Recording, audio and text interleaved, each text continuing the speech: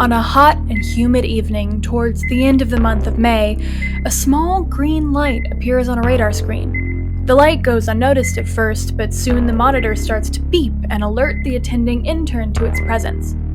The intern in question, Carl Coast, is on his third night shift.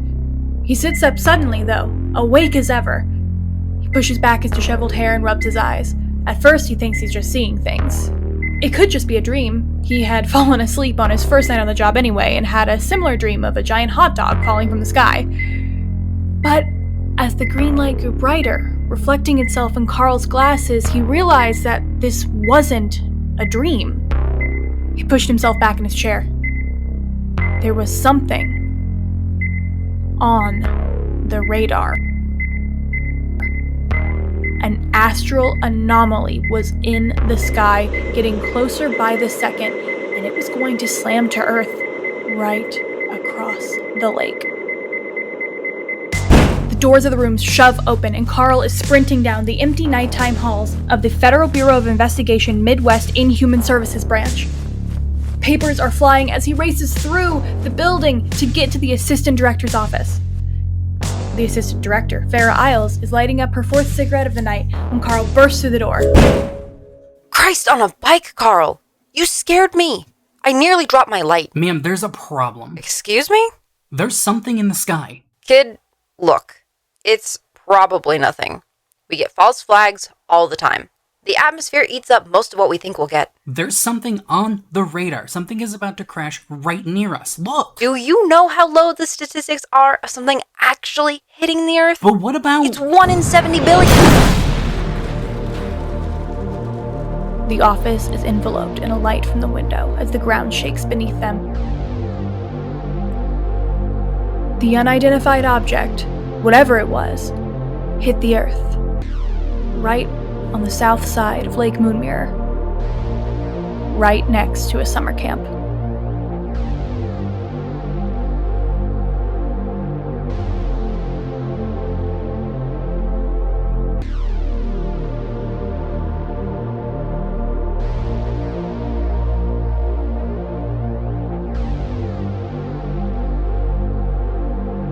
And that kind of environment perfectly describes what it's like to be at Lake Moonmirror, especially if you're working for the FBI, which Richard Swallow is.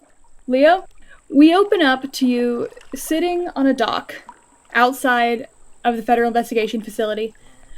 It's morning, it's warm, it's beautiful, the bugs are terrible, but the weather is really, really nice. And you're sitting there, and you are on your morning duty, which is to feed Gerald, the 3-headed lake monster that you all keep contained underneath that dock. He has 3 heads, which are lovingly referred to as right Gerald, center Gerald, and left Gerald. What is it like for you to feed him in the morning? By this time, it's the regular routine, so it's just another thing that I've added on to my day with all the other things that I have scheduled about everything that is, specifically in order at specific times every single day. It's repeated. It doesn't get interrupted. So feeding Gerald has just played into that. What is it like feeding this sea monster? When it first started happening, it was exciting. Not exciting enough to... have a party about it. But now it's just like having an oversized pet. Yeah, just like an oversized, what, would you compare it to a dog almost? Yeah. And what are you feeding him? Fish, like large fish. They don't come from the same river. We get them imported. You get him nice fancy fish. Yeah. Okay, so you're feeding Gerald the fish. Since he has 3 heads, how do you split up the feeding? What is the tea on that? Well, the Geralds are pretty well behaved, so it's usually like a process of from left to right. They'll come down, and then they'll get a fish, and they'll go back up. On days where they're extra hungry, or on days where they're just extra playful or extra feisty, they may cause a few issues between themselves. Sometimes they'll splash water. You know what? Today is one of those days. I've decided today is one of those days. Right Gerald and center Gerald are fighting over a piece of fish. And what are you feeding him? Well, the Geralds are pretty well behaved, so it's usually like a process of like from left to right. They'll come down, and then they'll get a fish, and they'll go back up. On days where they're extra hungry, or on days where they're just extra playful or extra feisty, they may cause a few issues between themselves. Sometimes they'll splash water. You know what? Today is one of those days. I've decided today is one of those days. It's causing like big waves to like kind of splash around on the lake, and they're kind of like bumping against the dock and shaking you a bit. I take a few like steady steps back, but mostly unwavering, and I just say, Senator Gerald, please stop provoking Right Gerald. He has done nothing wrong. You were both eating the same amount of fish today. It doesn't change any day. Please leave Right Gerald alone. The amount of fighting has caused Left Gerald to now start crying. Look what you've done. Left Gerald's now having a bad morning because of you two. I hope you guys feel ashamed later on today. They do. They fully understand your English for some reason. And they do feel bad. They calm down. They feel bad about Left Gerald, who is their brother, a part of their consciousness. Who's to say? It's three heads. While you're out there feeding them, and you know, enjoying. Are you enjoying your morning? Do you enjoy this part of your routine? I enjoy every part of my routine. Because it's routine? Yes. Okay. So, while you're out there enjoying your routine is interrupted. What? You're minding your own business out there, and you hear a voice behind you. Agent Swallows? It's Agent Swallow. What do you need? Agent Swallows, I was told to come get you and bring you to the director's office. Let's head right over then. You all head over. It's just a little nameless intern. You've seen him around the office giving people coffee and stuff. You know, you all do, you know, summer internship programs for colleges, and if they decide not to stay with the bureau, you just kind of like wipe their mind and move them on. This guy's been around for a while, so you think he's going to stay. Do you bother to still learn his name, or are you like above that? There's no reason to, especially if they are such a temporary person. I would not put my energy into that. Okay. You guys are walking, and while you guys are walking, the intern gets a little buzz on his walkie-talkie. He listens to it, and he's like, Agent Swallows, I have to go, oh god.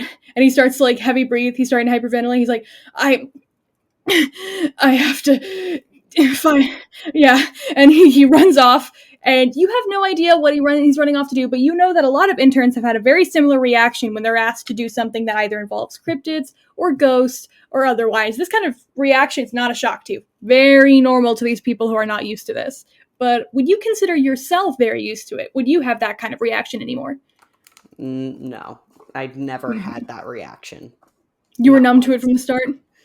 Not so much numb, because there was at least joy in it at first, but just there's no reason to freak out over it. Mm-hmm. So he runs off. You know where the director's office, so you know where it is, so you're not too worried about it. You know, you're still heading to the director's office and stuff when you're interrupted again. I'm assuming you don't like being interrupted this much. Not at all. So you're interrupted again, and it is a much older guy in a large lab coat holding about like 5 large canisters in his hands.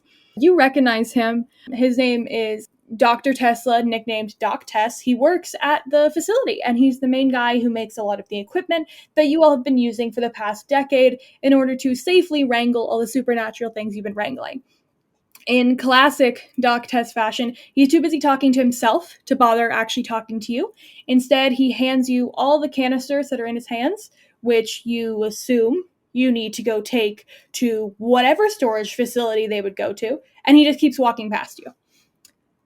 You are now walking to go put these into those little like chutes that you have at the bank. You know what I'm talking about? And they will take these canisters where they need to go. Those canisters are right on the other side of the hall. But the hallway is a little busy. So I'm going to have you roll for if you can get them there safely. You're going to roll a few times as you're walking down this hallway. Okay, what am I rolling? Okay, since this is a little goofy bit, we're just going to do a little D20. A very easy pass-fail situation. You are just going to try to walk down this busy hall with all 5 canisters. Would you consider Richard, Agent Swallow, would you consider him a very balanced person? Yes. Very rigid? He carries himself like very like not stiffly, but like with a lot of like he knows that he's not typically going to like fumble or mess up. Cause he Does he get better or worse when there are a lot of people around him? He's usually unaffected by crowds for the most part. He's kind of unaffected by a lot of things, but it's one of those things where looking at him from an outside perspective, you wouldn't know if he's like just pissed off or if he's always like this or if he's a robot. And he could be a robot. People wouldn't question that here. So you're now try to make your way down this very busy hallway. Roll your first little thing. First roll of the whole thing. Feel something. 2. No, wait, 12. Oh. Okay, I was about to be like, oh shit. First roll of the thing, it's an instant fail. That would suck. Okay. You have some people bump into you and you lose a little bit of a grip on some stuff, but you're still holding on. People are saying their regular good mornings to you. You know, people are rushing to meetings or very exhaustedly clambering their way just through the hall. Some people are on their very large cell phones. Some people are in the process of paging someone. You know, it's kind of a little bit of a mess. You know, what you would imagine a very busy office morning to be. Roll again. 19. Awesome. You're remaining unaffected and good. Now I'm making you roll 5 times, basically, 1 for each canister. So go again. What is that? That is not a number. That's a 7. Okay. Again, making your way through. You are getting a little jostled now, though. They're starting to loosen a lot more from your grip. It's becoming a much more precarious situation. At this 5. point, it would. Oh, God. Yeah. You drop 2 of them. Ugh. One of them, just kind of like the top just kind of breaks open, and you hear like that sound that it makes when pressurized air is escaping a device. The other one completely shatters. And when it does shatter, it's just a cloud of mysterious dark smoke that just vaporizes into the air. That won't be good. You have 1 more. Where did my dice just... There it is. 16.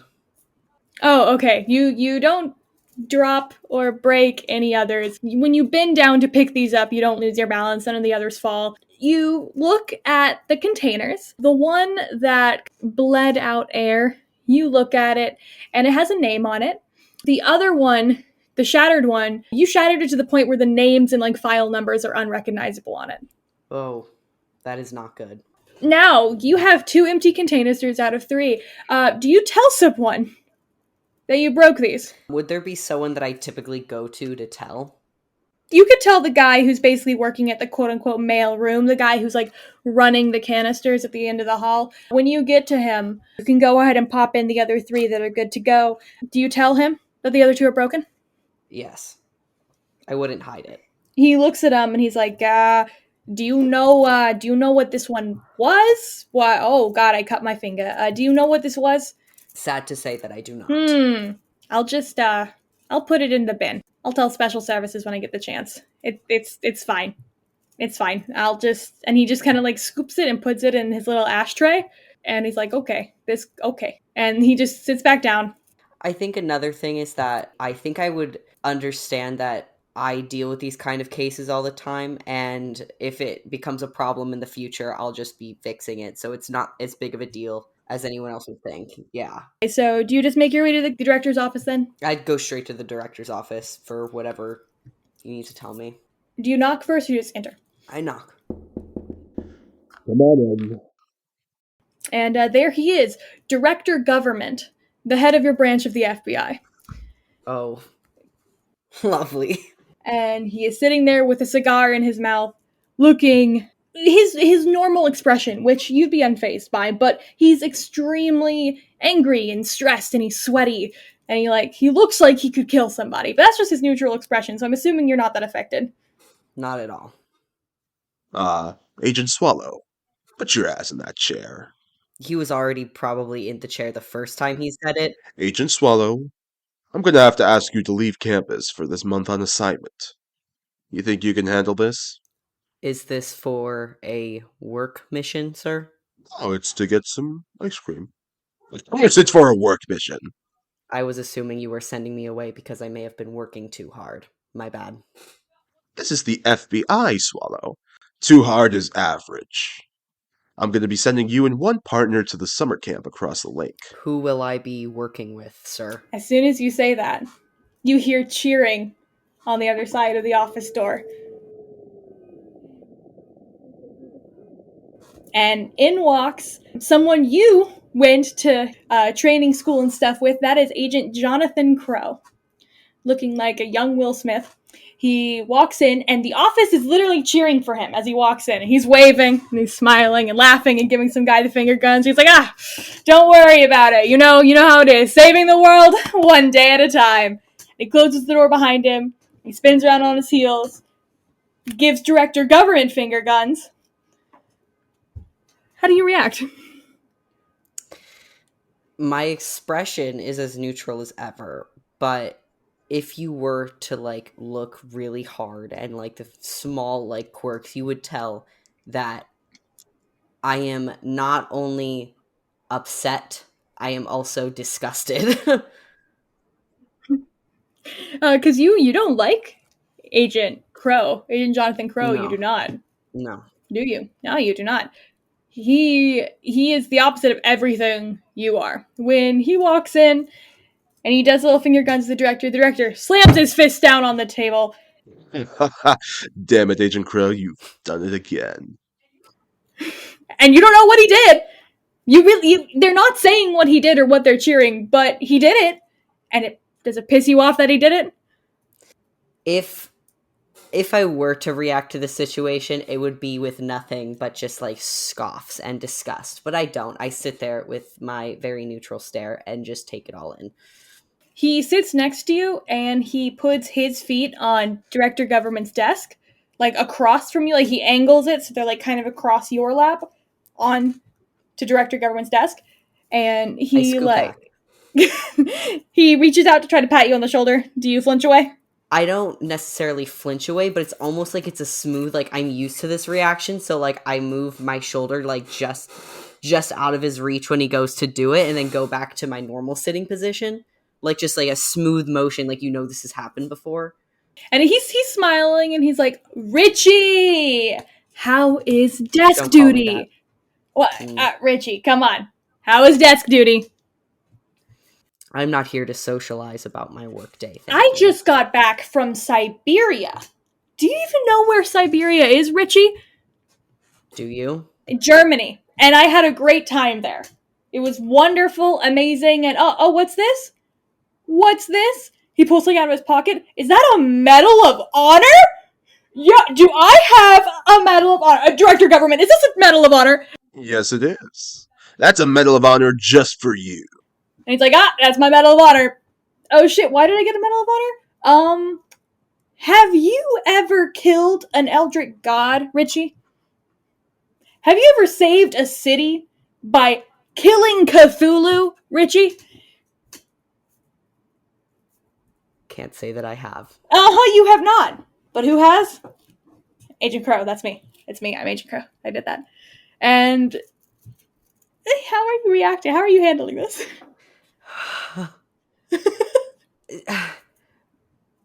Richard Swallow is a much more patient man than I. I personally, would not be able to hold it together in this situation. I think I would already be breaking desks and chairs. And he feels that way On the inside. internally to some degree. But again, this man is so flatline. He is colon line. I love him. Director Government slams his hands on the table again. This is his go-to thing. You're like unfazed by it. I doubt you even jump anymore. He needs something. He goes, You two. I need both of you to be able to work together. You need to head to the summer camp. One of our interns, who fortunately we now have to pay, caught something falling out of the sky on the other side of the lake. How long did you say that we'll be having to do this? Until you find whatever it is, Dick. Lovely. And he like swallows really hard, and he's just, if he didn't have his hands like in like the perfect position to be like rested and neutral and just like as stiff as possible, his hands would be shaking.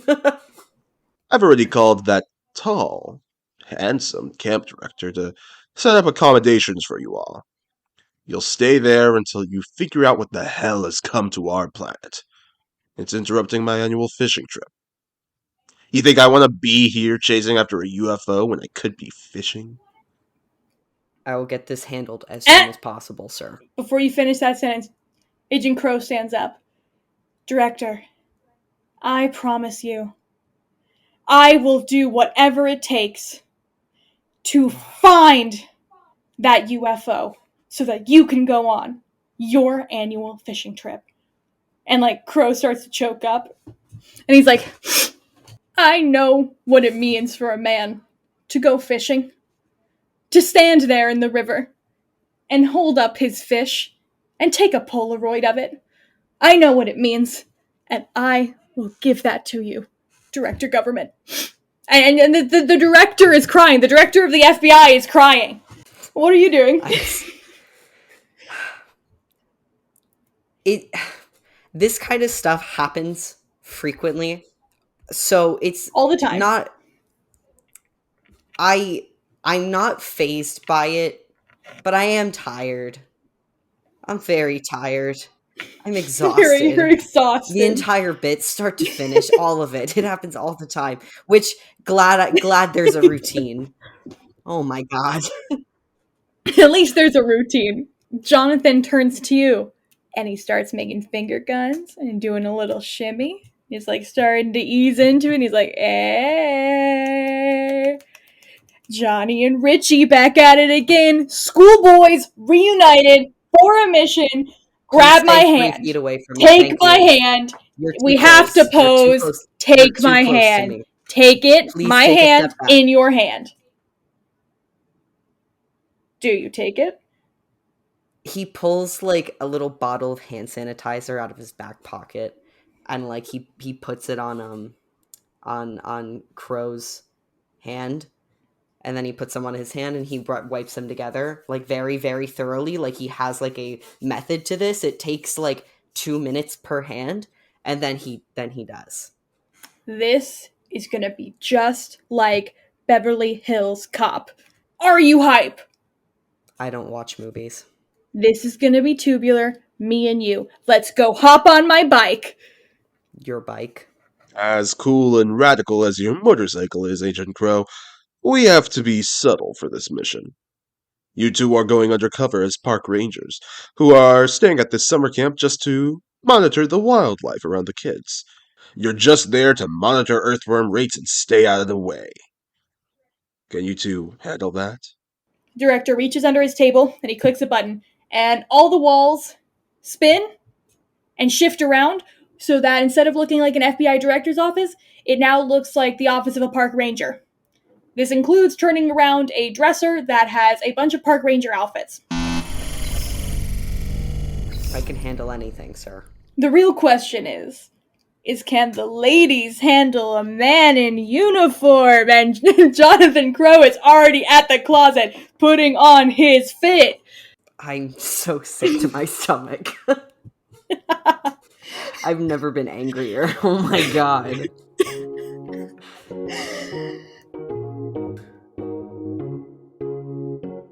Okay, after you guys are changed and ready to go, and you guys grab your provided for overnight go bags and stuff like that, and your own personal belongings, you all meet out by a ranger truck that is being provided for you by the FBI, and it is outside, out in the driveway. You do get a little reminder that feeding Gerald every single Tuesday is still your job. I didn't think for a second it wasn't. Do you care for Gerald? Would you have known that anyway? Would you have come back anyway? Yes, no one else is going to feed Gerald. I'm the only one who's going to feed Gerald. And you are really one of the only people who's not scared of Gerald, so that's a win. Do you love Gerald? I love Gerald. He's my big boy. He's your big boy. With 3 heads. With 3 heads. All 3 of them. Do you say goodbye to Gerald before you go? Of course I say goodbye to Gerald. How does the goodbye go? Gerald, I will be leaving for a extended period of time for a business trip, but I will be back to feed you on our regular feeding days. Can you handle my absence in these times? Gerald is mostly fish and lizard, so he just blinks back at you in response. Thank you, Gerald. I love you and I will miss you. I'll be back soon. He's kind of empty behind the eyes, but you get what he's saying. He's great. Agent Crow is already in the truck, and he has already chosen the music, and it is very loud pop music. Are you ready for this car ride? Not at all. Not emotionally. When you get close to the truck, he tries to grab your shoulders and pulls you in to try to take a picture with you on his little Polaroid camera. How do you let him? I feel like it would catch him off guard just because he hasn't been in this setting with him. I at least I don't think they would have like interacted this closely in work before. I think they would have mostly. Not since the academy. Yeah, so I think it would have caught him off guard because it's been so long. And so you all have your little picture. It prints out, and he instantly, puts it safely in his pocket. And he's like, "I'm hanging that one up in the cabin, in the Rose cabin. I would prefer it if you didn't decorate the cabin at all. I will be decorating the cabin. I would I have so many posters to put up. I would prefer it if you didn't. No, you like? Do you like girls on motorbikes? Is that like a thing for you? I'm not having this conversation. They will be up on the wall. Is that okay? Yeah, it's okay. No. Bro cabin. Bro cabin. And you all get into the truck.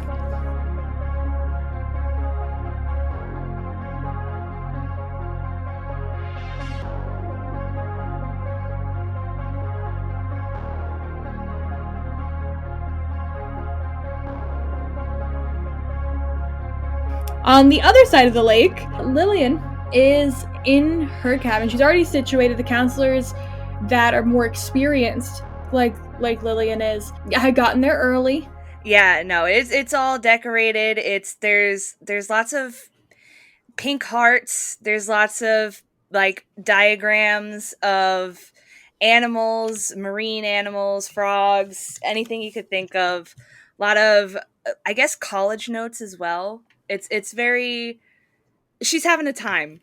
Oh, that's so cute. Good for Lily. You've been working here for a while, so you already kind of like know what's going on. You're already situated, and you came early to help some of the newer counselors get situated because of that. While you're sitting in your cabin and you're getting ready for like the buses of counselors to show up, you're opening a care package from your dad.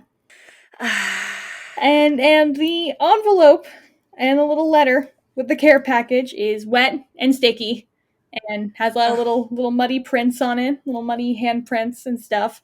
To anyone else, it would look like this envelope had been like run over by a truck, but you can speak frog. And so you recognize this writing as just the classic, frog language. Lillian just like she takes a very deep sigh when she's opening it. She's very like, all right, let's get on with this. And then the letter is very sweet. Your dad says hi, and he hopes you have an amazing summer and that you stay safe. If you ever want to write him back, he can find a way to get a mailing address. He doesn't know how it works, but he said he'll figure it out.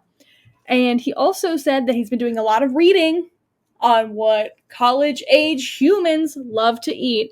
And so he set up this care package for you because he has discovered the world of chips and salsa. And he wants to send this little package to you. But when you open up the package, it suddenly dawns on you that your father does not know how to read English, because instead of having chips and salsa in this care package, you hold up a bottle of olive oil and dried rice. He's like, enjoy your chips and salsa. Have an amazing summer. I'll send another package soon. Love, Dad.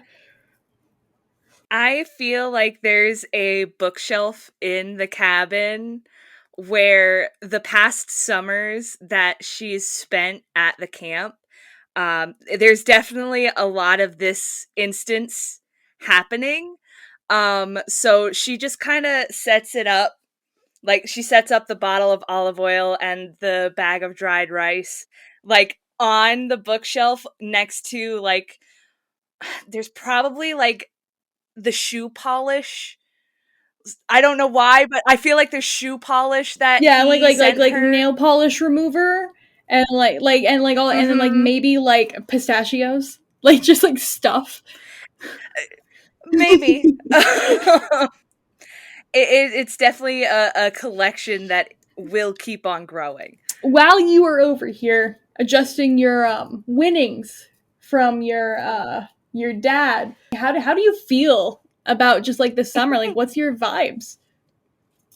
Lily, she's very excited. She's always excited about the summer because, she gets to get into the nitty-gritty of it. She gets to get her hands dirty. I mean, there's obviously in college, there's trips and everything for her major, environmental science, but nothing beats the joy of children getting to do this for the first time. And she loves like teaching the kids about this stuff just because she was so interested in it as a kid. It's a good experience, and she genuinely enjoys doing it. While she's getting all her stuff on that shelf, you hear a knock on like the door frame of the cabin, and there is Riot, the camp director's son, who is like one of the head of activities there and like runs a lot of the boys' side of stuff. You all went to camp together. You know him very, very well. And he's just like there to like, say hi. She turns around gently at the knock and she's like, "Oh, hi, Riot. How are you?" "The buses are going to be here soon." And he holds out a clipboard to her. And she takes it. She looks at it. I'm assuming it's like the counselors. Oh yeah, it is a list of all the counselors, what activities they're going to be teaching and stuff. And you see some of the names all have a little star by them. And besides that, it's pretty unremarkable. She probably goes over it probably twice, just really quickly. I guess she would, if Riot's gonna lead her to the buses, then she would follow. While you guys are walking, he points down at the clipboard and points to some of the names of the stars, and he's like, "We have got to keep an eye on these people. They, the state is sending over their community service program again for juvie and for their younger inmates. So we got to kind of make sure they stay on campus. Don't bring any alcohol here. The classics." And he looks really unsettled at the idea of this. Underneath the surface, there's a little nervousness. Obviously, it comes with the excitement of starting the camp every year. There's probably a little bit of, she wants to take caution towards, anything that could potentially harm any of the campgoers, any other counselors. She's very protective like that. So she's definitely making sure she knows the names to watch, and she's definitely going to be keeping a very close eye on them when they arrive. And Riot's the same way. You all are almost like the mama bear and papa bear of like the rank you all are at. And both you all are really good with the kids. Riot, like I say, he's the son of the camp director. He takes after him. As you all are approaching the buses, you see his dad, who is extremely tall, extremely buff, but in those really tiny 80s short shorts. And you can see Riot cringing as you all are walking towards this man with a mullet and his giant mustache and his sunglasses and his really tiny 80s short shorts. Like, you're used to this. At this point, you're probably not even phased, because Skip has been the camp director for a very long time. And as you all approach, Skip is standing there with his arms crossed. Like I say, super broad, super tall. So, are you two dating yet? Lily instinctually flushes up and maybe takes a step to the left away from Riot. No, Riot mirrors you. Riot mirrors you. He like rubs the back of his neck. He's like, "Dad, not again." I feel like I have to ask. Can't keep up with you kids these days, and the dating, and the going steady, and the Madonna. Lily is beet red. She's turned her face away from the both of them. She's kind of got her hand up to, like, block it. How affected is Lily, by the way, when it comes to the bugs around her? She is trying her best. Well, okay, so over the years she's learned restraint, but definitely when she was younger, going to camp, she was eating a lot of bugs. I'm sure that the counselors were not thrilled. And I think through that reaction, she's like, "Oh, this is probably not a normal thing to do. Let me not do that anymore." But, if there's a fly that gets into her cabin late at night, well, there's not a fly anymore. There are plenty of bugs all around. It's a very buggy morning, and you and Riot are like awkwardly waddling away from each other. But luckily, you all are interrupted by the sound of the first bus rolling in. A bunch of people flood out. Riot starts pulling some people over to start getting their names and like check people off. Do you do the same, Lillian? Oh, yes, absolutely. One of the names on your clipboard is Daniel Thompson. And so, Indy, you walk off the bus, you hear Lily call your name, you head over to get checked in. Lily, on your clipboard, it says that Daniel's going to be teaching arts and crafts. His name is not starred. Have you ever been to summer camp before, Daniel Thompson? No, he has never been to any sort of summer camps before. He's very, like, excited. Like, he gets off the bus and he, like, takes a big breath of fresh air and, like, just takes in the sense of the nature around him, and he's, like, looking everywhere. Outside like this? Not as much nature around him as, like, currently is. Mm-hmm. He kind of grew up in the city, and he's going to school on the coast. So, like, being, like, surrounded by trees and stuff, he is very... It's very different. So... You walk up to Lily after she calls your name, and we work on getting you checked in. So I think he like goes up to Lily and he's like, I'm not exactly what it says on the clipboard. I know you said Daniel, but like I don't know if you want to put like a little like star next to my name and add like Bowie on there. I like to be called Bowie. Oh yeah, absolutely. I'll put Bowie down for you. Absolutely. Sweet. Thanks. Sweet, thanks. Is there a reason he likes to be called Bowie? If anyone asks him, he does not say it is because he is in love with singer-songwriter David Bowie. But that is the reason he goes by Bowie. That is the real reason. What is the reason he tells people? He tells people he collects Bowie knives. And he does not. He does not actually collect Bowie knives. He will never show anyone his collection. But it is what he would tell people if they ask.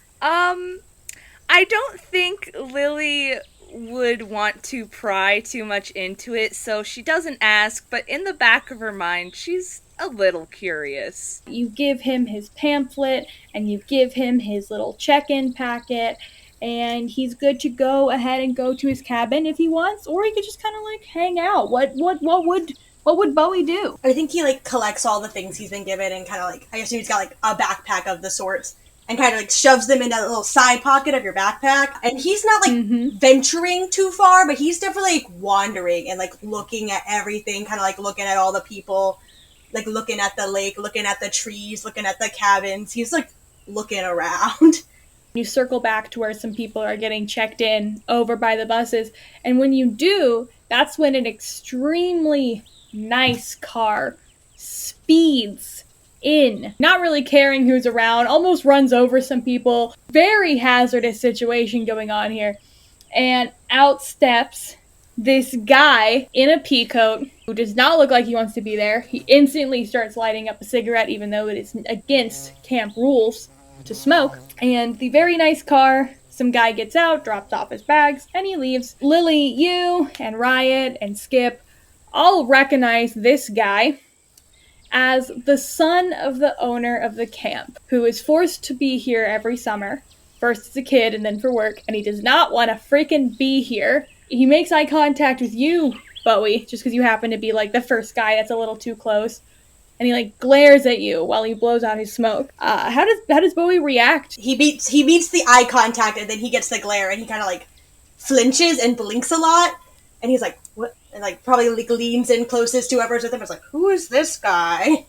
Like, who does he think he is? Lily would probably lean back a little, too. Just, like, lean into Bowie and just be like, that's Kenneth. I hate to use the word, but he's kind of an asshole. It's probably better if you just stay out of his way. Although, if anything does happen, let me or Riot know. We'll definitely get it sorted out for you. Almost as if Kenneth can, like, hear the vibes you all are giving off. He takes a final puff of his cigarette and, like, makes eye contact with you, Lily, holds out his arm, drops it in the grass without putting it out, and then turns around and walks away while taking his bag. Lily is a very jovial, very happy person. When he drops the cigarette without putting it out, she's so mad. But she kind of just shakes it off, takes a deep breath. If Kenneth walks off, she probably walks quickly over to the cigarette, stomps it out, picks it up, and brings it over to the closest trash can. The second bus for the counselors rolls up. The crowds of people start walking off. There's Riot, who looks a little confused at his sheet, and then hands it over to his dad. And then Skip, the camp director, he pulls out a megaphone. Is there a Kanye East here? I'm looking for a Kanye East. It's pronounced Kane. What? It's Kane. What? Yeah, like Dwayne, but like with a K. And he puts away the megaphone, and he just shakes his head. And Riot walks over to you, Kane East, and he hands you your cabin assignment and stuff, but it seems like there's been a little of a slip-up, a little bit of a confusion. You're rooming with the girls for some reason, and it's because it turns out they ran out of room for everyone. They got too many people from the state-sanctioned community service thing, and so they put some of the new people in co-ed cabins. So you're gonna be rooming with some of the girls. I love girls. And you get your cabin assignment, and Riot looks at you, and it's like, Look, you're not the only guy there. Kenneth is there, so he's a guy. I feel great. I can't wait to be here and do camping. And now I've got a room with girls. do you like camp? Like, is this like a thing in your life? Yes, I like camp because it's camping, and that's about the only reason. No, that you are teaching hiking and bird watching, so it seems like a pretty solid thing of like you prefer the outdoors necessarily to the camp, is what I'm hearing. Mm-hmm. This is your first time working at the camp this year, right? Just like Bowie? Yeah, this is my first year here. I've worked at a different camp previously, but I had to switch over. Why'd you switch over? Just because it was like closer to family. So you get all your assignments and stuff. Do you do what Bowie did? Kind of like wander around and enjoy your surroundings at all, or do you go straight to your cabin? I go straight to my cabin. When you get to your cabin, you've noticed that the 3 girls you're going to be rooming with have already set up their stuff, or at least thrown their bags in their bed, and have left in a hurry. And they're not there, but Kenneth is there, and he's smoking inside of your cabin. Oh. Hey, man. What are you doing? Is that what you say to him? Yeah. He turns around, and he just gives you this look. He's still smoking. Hey, I got asthma. Can you not do that? Please. He rolls his eyes, but he does put out. Oh, he does not want to be responsible for your death, so he does put out the cigarette. Thank you. It should be noted I do not have asthma. Well, he believes you. He believes you have asthma. Because I don't know why you lie about that. He believes you have asthma. He puts away his cigarette, and he goes and sits down on his bed. Are you rooming with the girls as well? Yep. By choice? No. Are you rooming with the girls by choice? Do I look like I would room with girls by choice? And he motions down his long coat and his tight black jeans. I mean, maybe. I don't know. He rolls his eyes, and he flops back on his bed like he was sitting on it, and he flops back down, and he lets out this big, heavy, dramatic sigh. Do you keep talking to him, or do you just mind your own business? I think I'd try and ignore him. You trying to ignore him only makes him realize that you are ignoring him, and then he starts to try to keep doing stuff to get your attention. He's one of those people. He dramatically sighs again. He makes a whole big deal about standing up and opening a window and going to smoke outside, smoke through the window instead of letting it be in the cabin. Awesome. Oh, God. People. Is that Kaney's normal reaction? Just people? Yeah. Generally. Yes. So when it comes to him being introverted and stuff, did he enjoy his past experiences at camp, or again, was it literally just for the nature, the people were tolerable? Just for the camping. He's definitely made friends at camp before, but doesn't keep in touch with them. There's no exchanging of letters or addresses or anything that happens. Well, Kenneth is still trying to get your attention. What do you do? I talked to him. So do you? Yeah, you camping? Nailed it. What are you doing camping? I hate camping. Oh, why? My dad owns this place, and so I'm forced to be here because he thinks I should contribute to this disgusting society. He's one of those. Oh, well, camping's kind of fun once you get used to it. Get past all the bugs. I hate bugs. Hey, something we have in common, huh?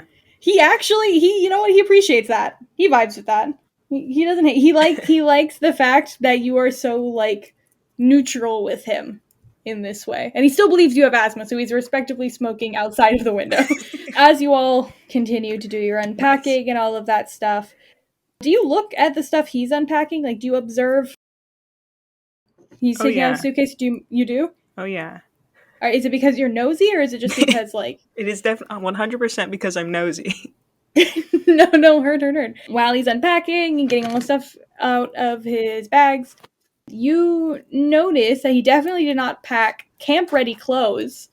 He has like 3 long coats, really pretentious clothes, and like lots of hair care products. And it's like the middle of summer in Michigan, so it's like gonna overheat in an instant. Do you tell him that? No. You just want to see what happens? He'll figure it out. You also notice he brought a lot of books with him, which includes one that looks really, really, really like old. Like a book that just looks like really weird looking. Do you care? Or do you just like... Yes, I do. Why do you care?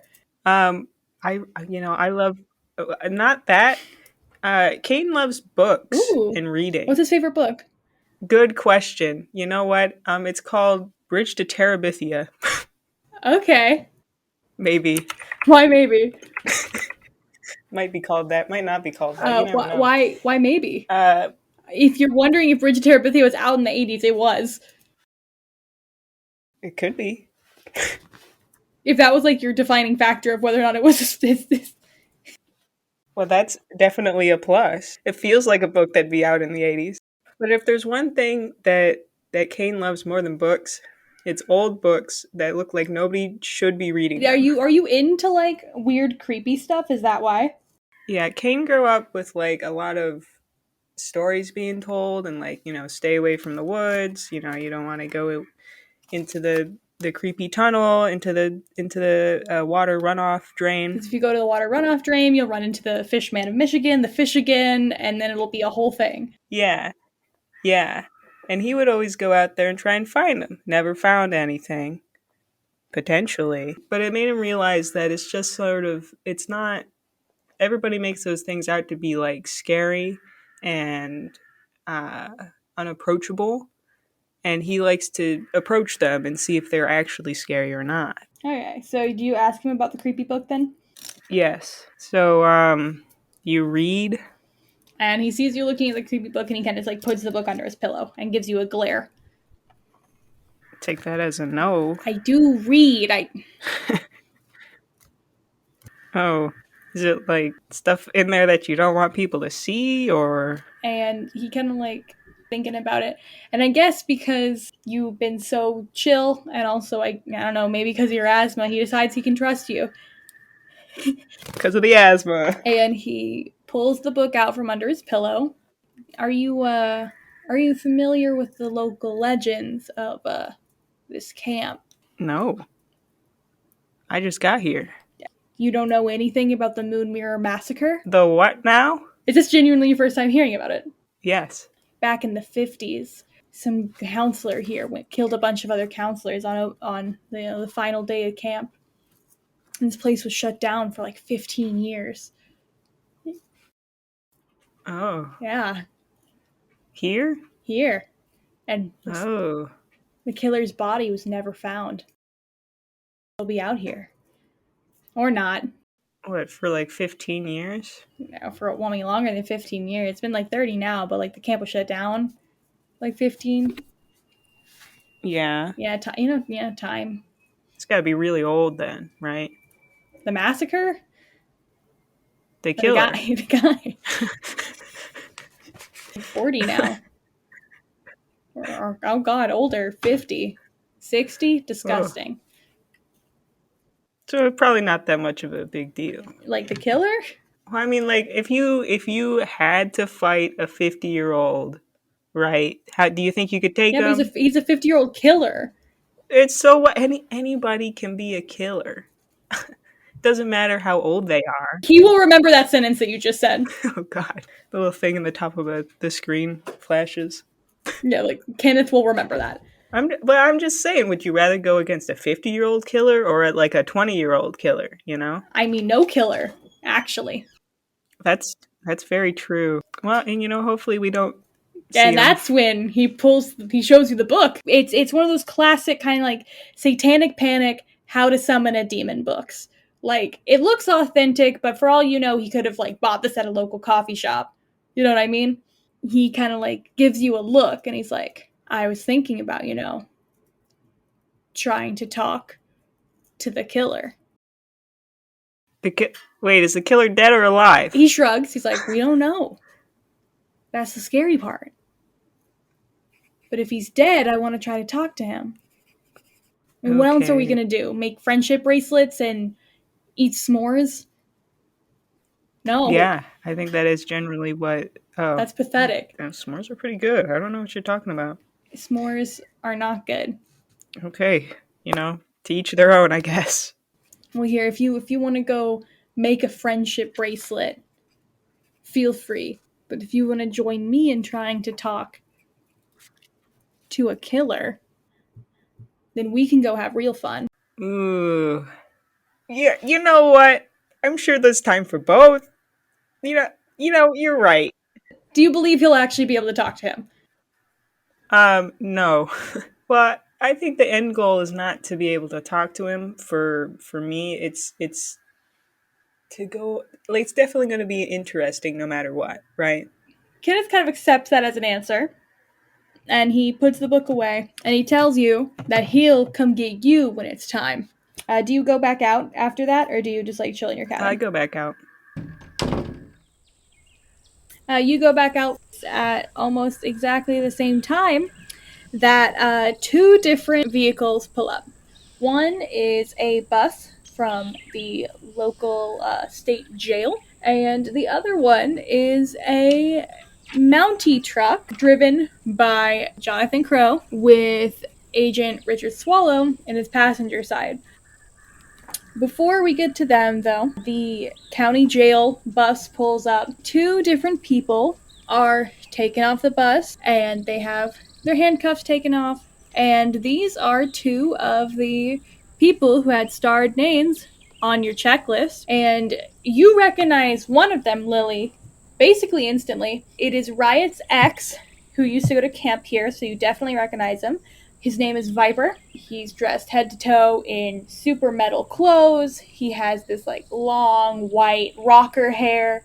And next to him is someone who you don't know, but she's a lot shorter than him, but dressed very similarly with the white hair and all these punk clothes. They are basically handed off by the state to Skip. These are two of the more intense cases of the people who are going to be here to make up community service. They both have vandalized many, many, many things, and they're both kind of on their last leg with the state. So they're being put here on very, very thin ice, very fragile probation period situation. They're definitely going to be ones that you're going to want to keep your eye on. About the same time that the state drops off those two, Jonathan Crow and Richard Swallow get out of their cars in their little Mountie uniforms. How do you feel being at the camp? It's not the cleanest looking, because it is a camp, and he's not thrilled about having to be around a lot of, gross stuff, but it's always been kind of a part of his job. So it's not it's not like it's out of left field, but it's definitely not as nice as like what he's used to. You get out of the car, and Jonathan is freaking jazzed. He is fully enjoying himself. He is so excited to figure out where you guys are going to be sleeping and to get all like situated in. He is ready to go. Jonathan will take over the conversation then. He'll talk to Skip. Y'all will vibe and y'all will get all handled about where you're going to be staying and stuff. You all are staying in a 2-person cabin, a little further out than the other cabins. You can actually see most of the east side of camp from your cabin, which you think is very convenient because your job, you're not here to make friends. You are not here to have a fun, hip summer. You are here to find this mysterious object that fell from the sky. You have been given all the documents and papers on it, and on the way over, you read them. Will struggle to read them through the wild noise of Jonathan's pop music. But you managed to get the information you needed, because you're very diligent like that, I'm assuming. And a small object, estimated to be about 1 meter across in every direction, fell from the sky at around 4:33 a.m. and landed in the woods in or around campgrounds. You all could not pick up what the object is. You all could not pick up really any more information about it physically, but you could pick up that it gives off a light radioactive signature.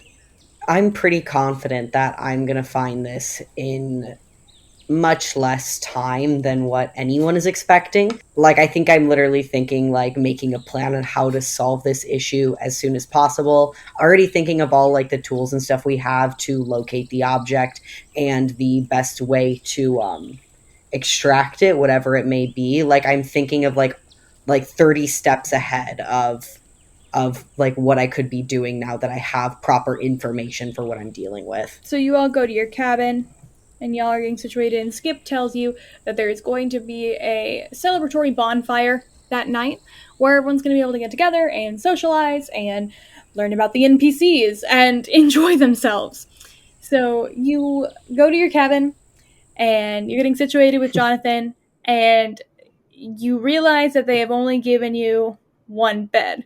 Are you fucking kidding? No, I'm kidding. It's a bunk bed. Jonathan runs into the cabin and is like, "I call top!" and he dives at the bed and like nearly breaks it from the fact that he jumped on it. I am assuming, based on everything you've told me about your character so far, that he is very neat and organized. Every object he has a place. Everything that he brought with him, he knows exactly where he's going to be putting it in the room ahead of time.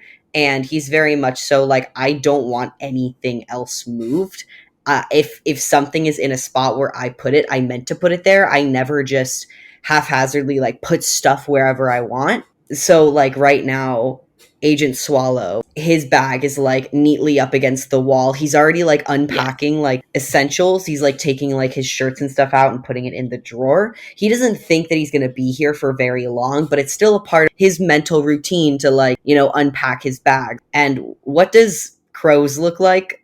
He has completely, basically ruined his half of the cabin already. He has put up posters. He has flung his clothes in the drawers. They're not organized. They're just like tossed in there. He has gone ahead and put away everything that he could, but to him it's put away. To you, it is like a bomb went off.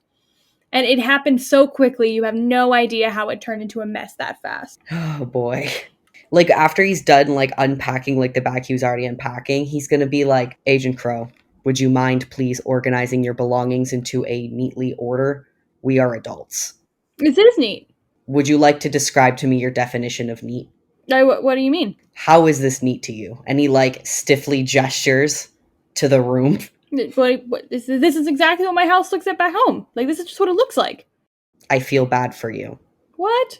I will now be organizing all of your belongings. Well, I mean, and he's already doing it. He's already like picking up stuff around the room and putting it where it should be. He literally, like, at one point he untacks the poster from the wall and straightens it and like puts it back and up. And he follows you and he's like, it looks less cool that way. Like the angle was a part of the experience.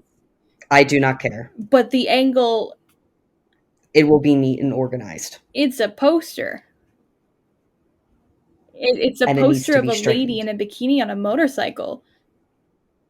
I feel like you should give her more respect then. By not having the poster? Or That would by... be ideal, yes, but if you're going to keep it, at least keep it straight. You know what? Compromise. It'll just be straight on the wall, I guess.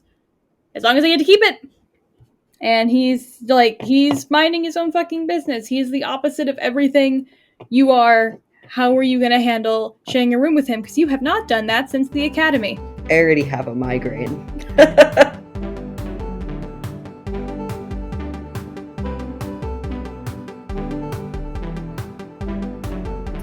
Hello, hello, hello.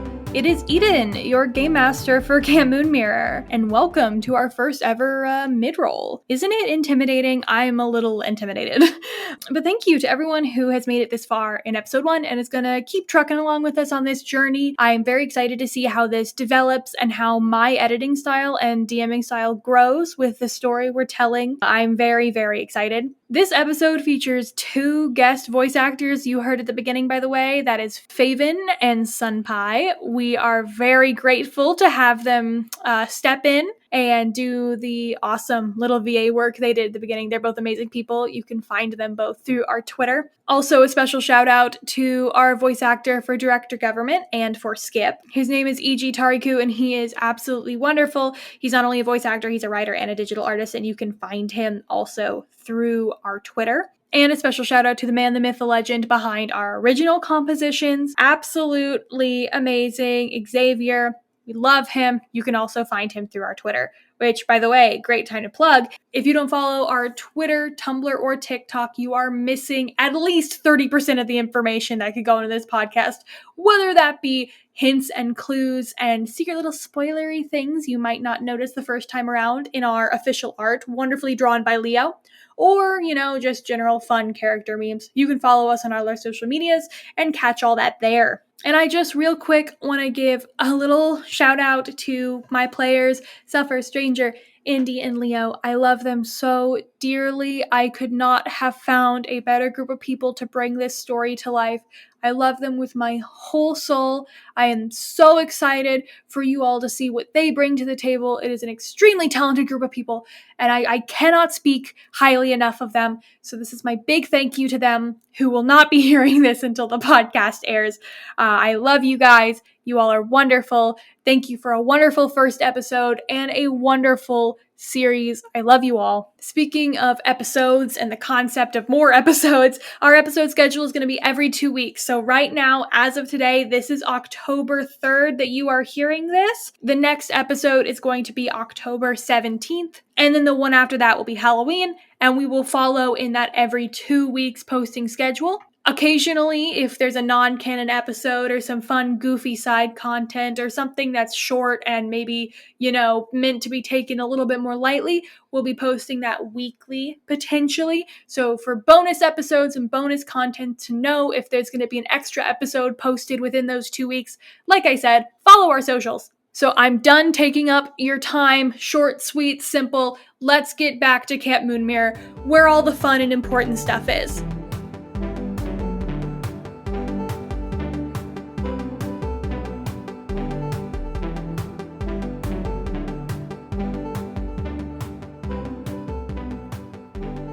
Lily, you have been really hard at work making sure that everyone gets situated and everyone is comfortable and good to go. And because of that, you have not been back to your cabin yet.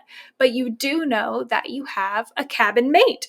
You have not met them yet. You are one of the limited co-ed cabins that have been put together. So you have not met your roommate. You didn't get to see them move in. You were too busy being a good little counselor. And so now you have the ability to go back to your cabin and see who it is.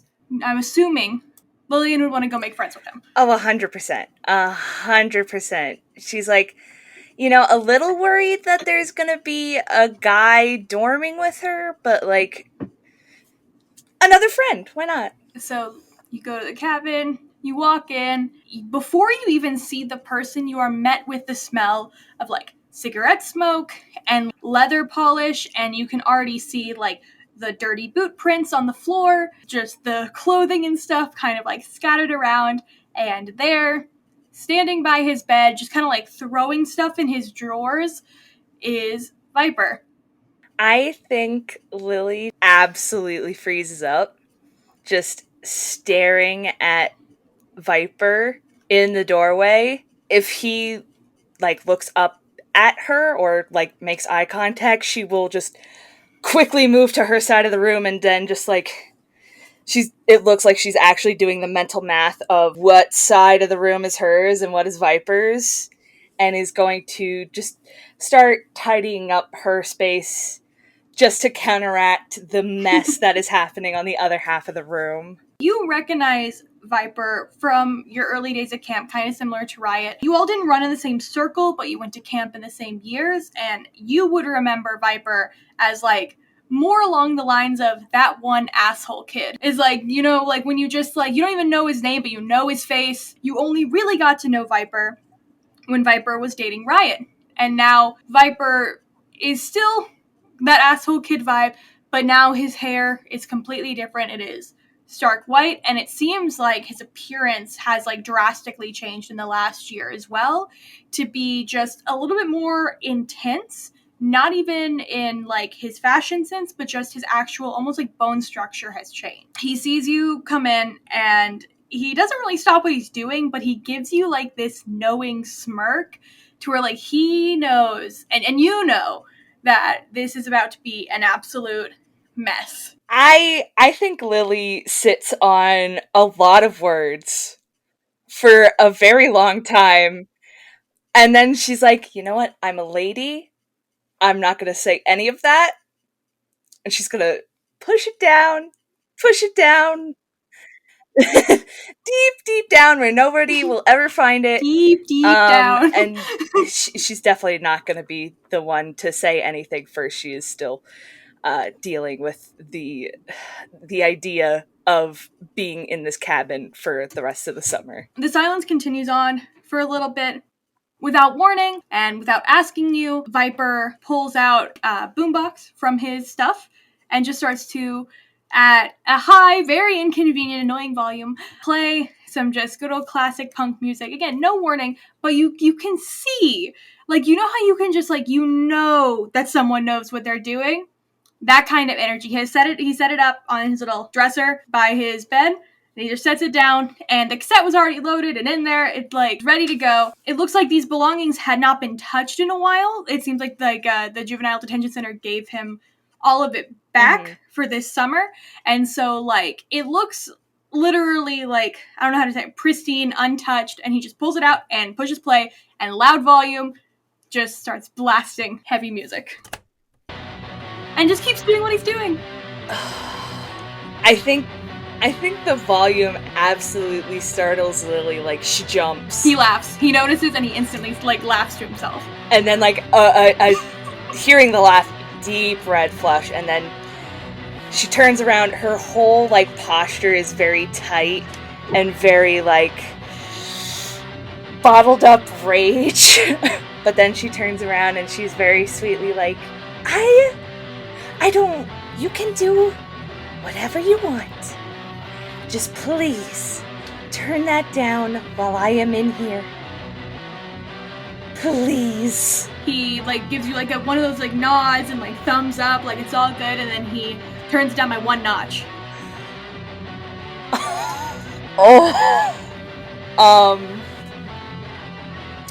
I feel like Lily checks it off in her mental list of, okay, gotta be more clear with instructions with this one. Can you turn it down a little bit more? I still can't hear my own thoughts. And by a little bit more, I mean like 3 or 4 more notches, please. He actually does oblige this time. He turns it down to, it's still probably not reasonable for like an outdoor place, you know what I mean? Like, you know those assholes who carry around speakers when they hike? That kind of energy. It's probably like, and they're playing like loud EDM. Same kind of vibe. It's probably still not as reasonable as it could be, but it is no longer blasting. So you can like talk at a normal volume with him. And she finally takes like a deep breath, and it's like, okay. It seems as if we're probably gonna have a few interactions like this during the summer. And in all honesty, I want to keep that to a minimum. So, politely as I can, I just want you to know, I don't like you. And, oh, fiddlesticks. Oh no, she's perfect. When you say, I don't like you, he kind of like just like gives you this up and down, and he's like, Same here, princess. and then keeps doing what he's doing. She's very frustrated and very visibly flustered at this moment, and then she says, okay, well, so I'm dividing this cabin into perfect halves right now as we speak. My half, I'm going to keep my way. Your half, do whatever. But if anything gets on my half, I will be throwing it out.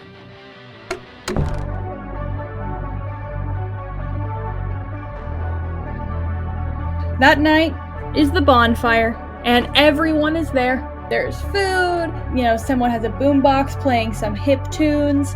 What do you all do? Camp bonfire, what's y'all's vibe? None of the kids are here, by the way. It's adults only, so what's y'all's vibe? I feel like immediately Lily is keeping an eye on Viper, just across the camp, through the trees, watching Viper so very closely. And you recognize him, but you can tell something has changed about him this summer, and it's the fact he has that white hair, along with the girl that's been hanging out with him also having that white hair. You that's new, but besides that, he's exactly what you and Riot would have remembered him as, which is he's being a smart ass, he's like, causing a little mischief, doing his thing. So you're keeping an eye on him? Mm-hmm. 100%. The strain in your voice said everything. Yes. And what are the rest of you guys doing?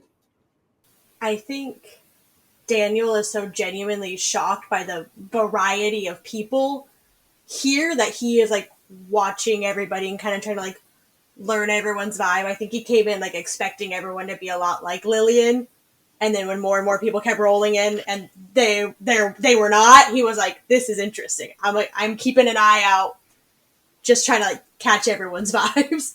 I'm just standing here. And then how is our FBI agent? Because, I'm assuming this isn't really his natural vibe.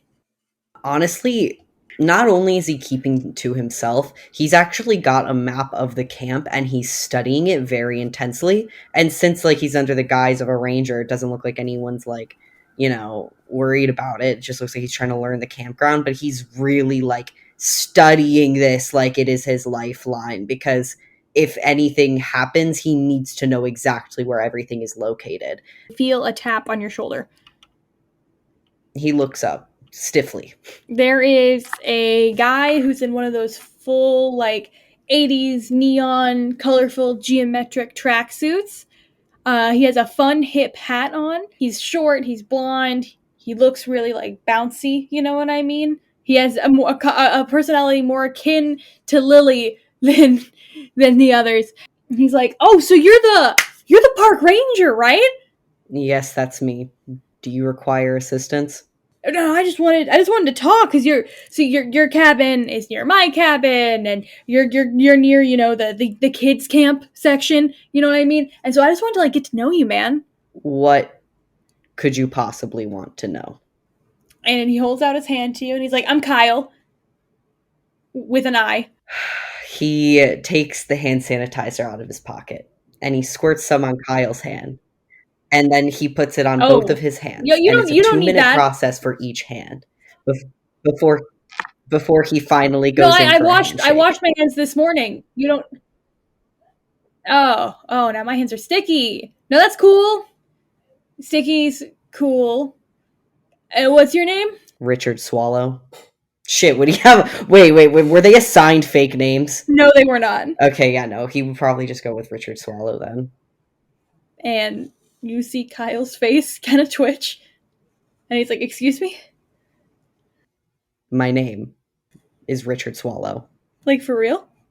Does it look like I am joking? This is the name my mother gave me. Your mother named you Dick Swallows?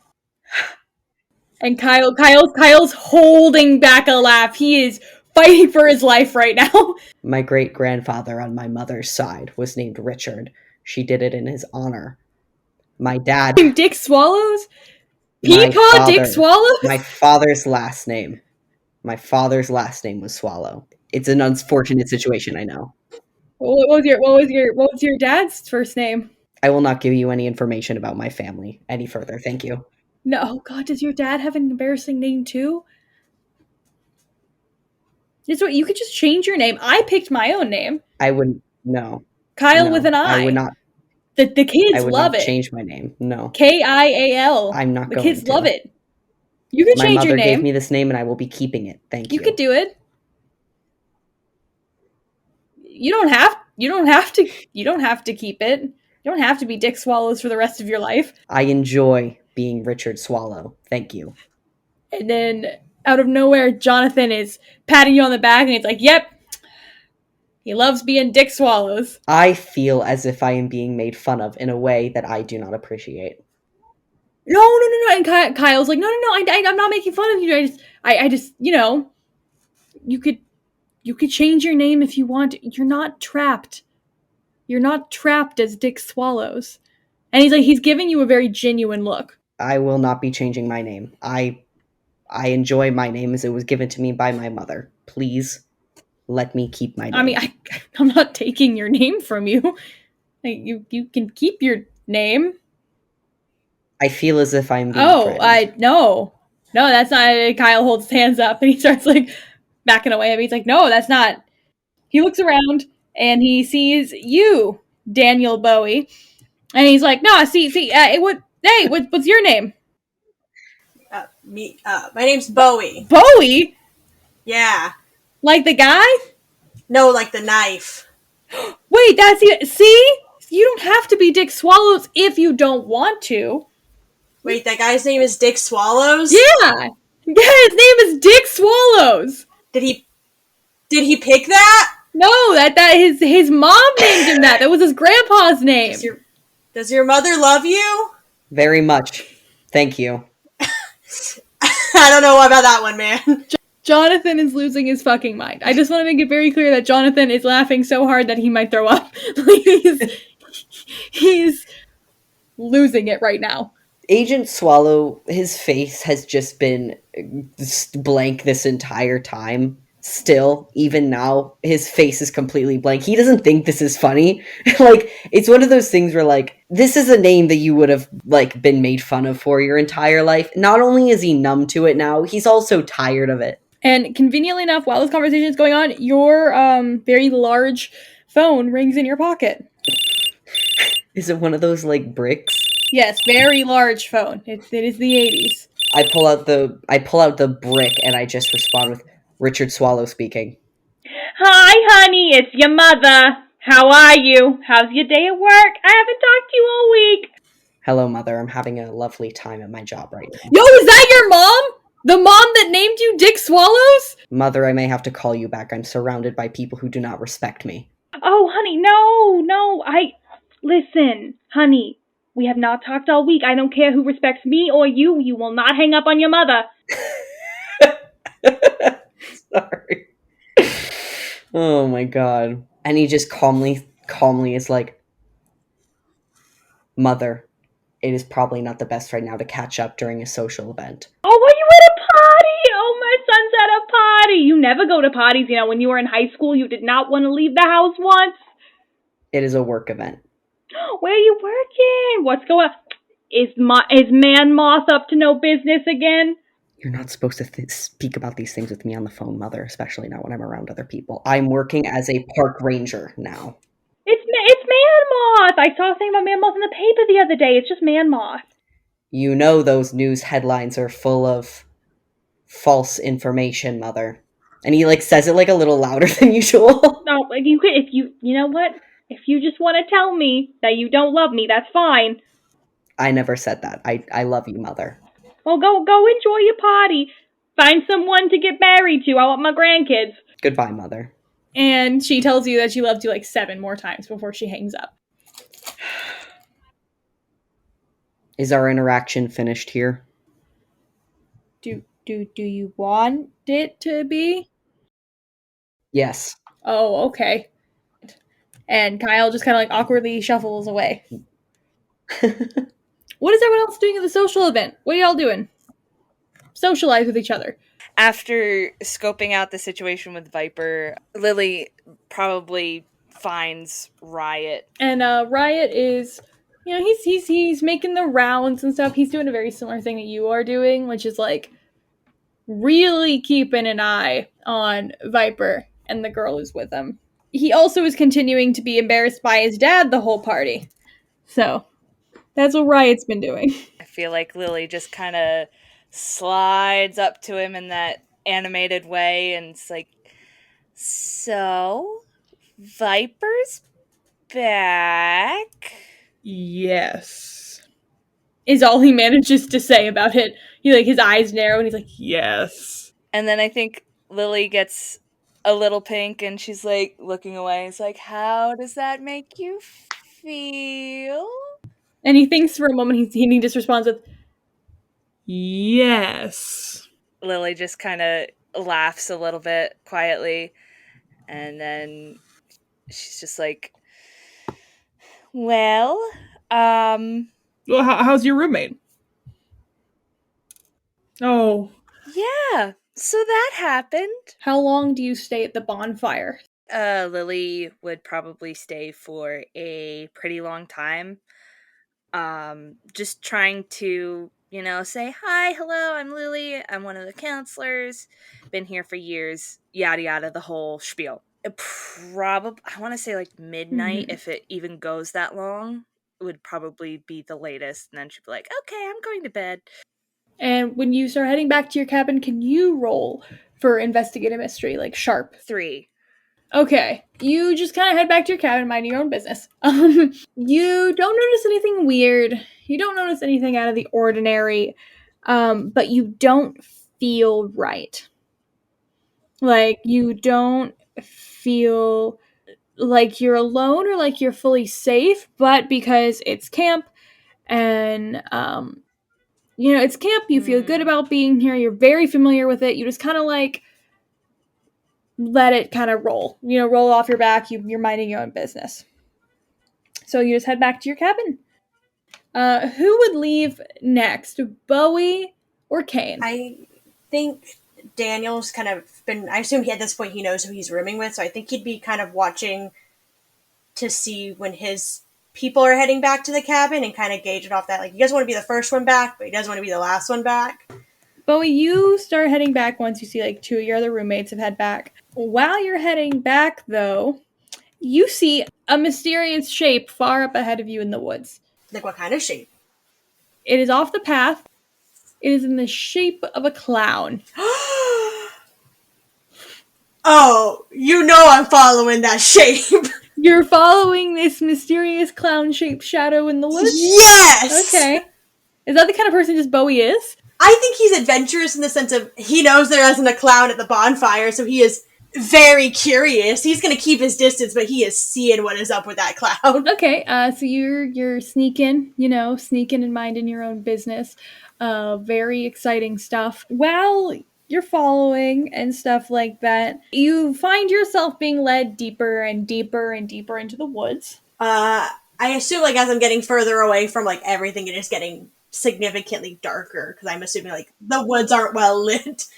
No, darker, quieter, you hear less people. You are noticing that it just feels weirdly quiet for the woods. You know, you think you'd even be hearing bugs, you think you'd be hearing something, but it's weirdly quiet, and you're very far into the woods, and you've lost sight of your mysterious clown. So now you're just in the woods. Yeah, I think Bowie would be very, very focused on what he was following, to the point where until he lost sight of it, he wouldn't have really realized that it was as dark as it was, and it was as quiet as it was, and it was as still as it was. But then once it was out of his sight, he kind of started to focus on everything else, and he is not feeling too hot right now. It's a full moon above you, so when the trees break, you can see a little bit, but for the most part, it's pretty dark. Do you start heading back? Like, do you try to find your way back? Yeah, I think at this point he's like, well, I don't really know what that was. Maybe it's like, I didn't sleep that well that night. I was in a bus all day. I don't know what that was. Maybe it was a bunny. Maybe I'm all confused. So I think he, like, would kind of, like, look around and, like, confirm that he can't see really what he was following anymore, and would kind of start trying to make his way back. You notice, as you start to head back, some light through the woods. Do you assume this is camp? Do you follow it? Oh yeah, I assume he starts seeing like light through the branches, and he's like, oh, these are the lights outside the cabin and the bonfire. I found my way back. We're Gucci. As you get closer, you start to realize the lights are purple. Oh, and green. Definitely didn't find our way back. And they're kind of changing color regularly, and you notice they're very low to the ground.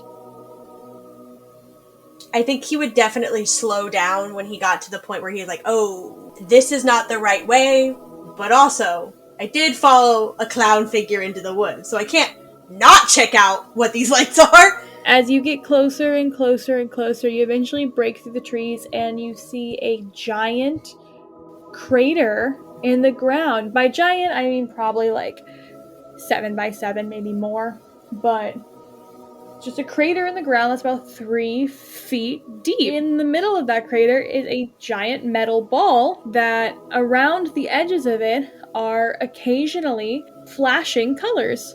And everything smells like rust, and your mouth kind of tastes like metal a little bit, and it's just a weird feeling. You feel this really unsettling type of deja vu, and you can't place why, and you can't place what's going on. You kind of push that feeling aside, but the physical symptoms aren't really going away. What do you do? Am I noticing like a pattern or anything with the lights flashing, or is it like pretty random? It's pretty random. I think he would like kind of get close to the end of the crater and like realize like he would not immediately go into it, but he would realize like, ooh, if I fell in there, at least I could get out. And so like he would definitely be like peering in and kind of like, I think also at the same time kind of like looking around, being like, I didn't put this crater here. I don't think any of them put this crater here. What the hell put this crater here? Investigate the orb?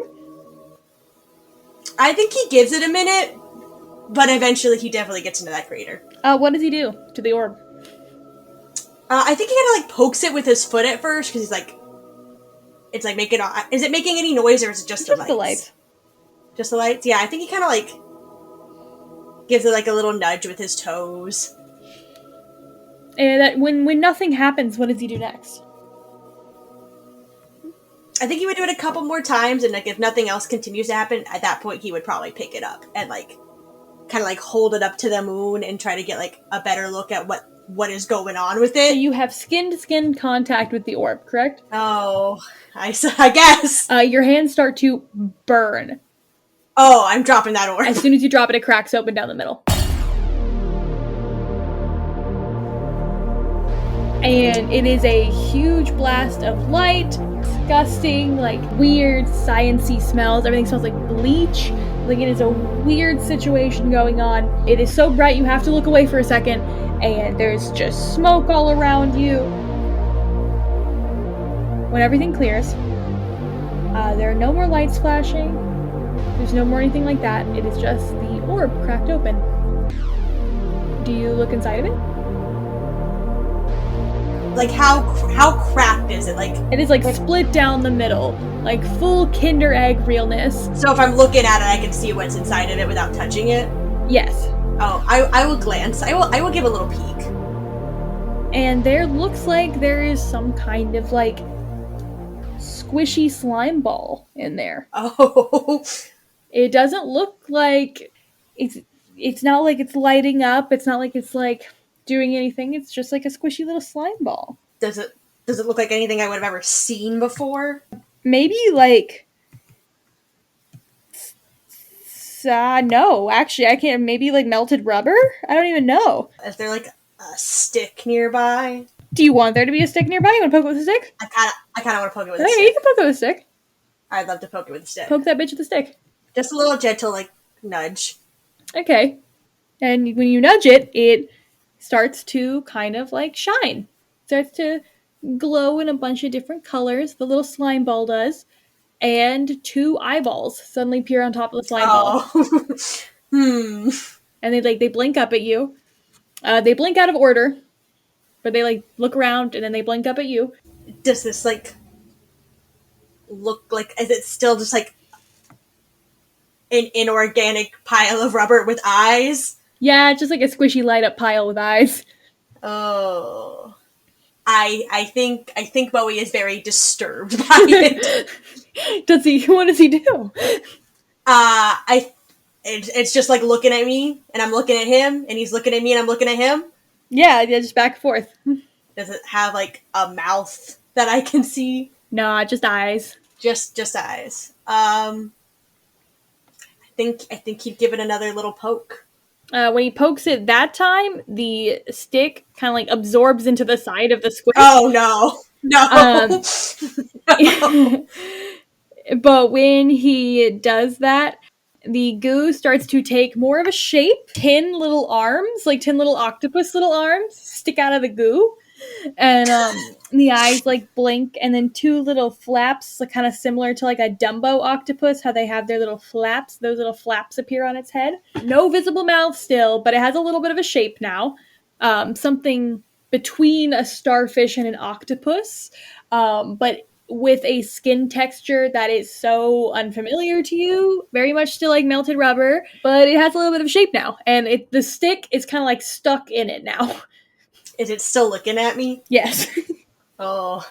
I think when it starts to like form into a creature, Bowie definitely like, takes a step back, but I assume he's like still in the crater, so he kind of just like leans against the edge of the crater to like get a little bit of distance between him and whatever this thing is. It's not making any noises, it's just like looking like that. Mm-hmm. And like he's definitely never seen anything like this before, I assume. Yeah, nah. Okay, yeah. He does not like it.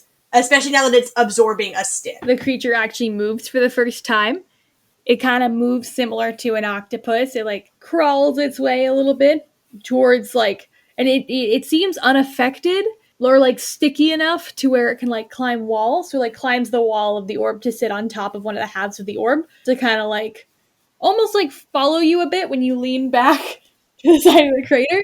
I don't want it to follow me. And it has these big eyes, and it's just like looking at you. Does it seem violent? No, it does not seem violent. No violence? No violence. I'll go ahead. I'll just give you that. Every other thing you'll have to roll for, but I'll let you know that it's not going to kill you. It doesn't have any violent urges towards me. It does not.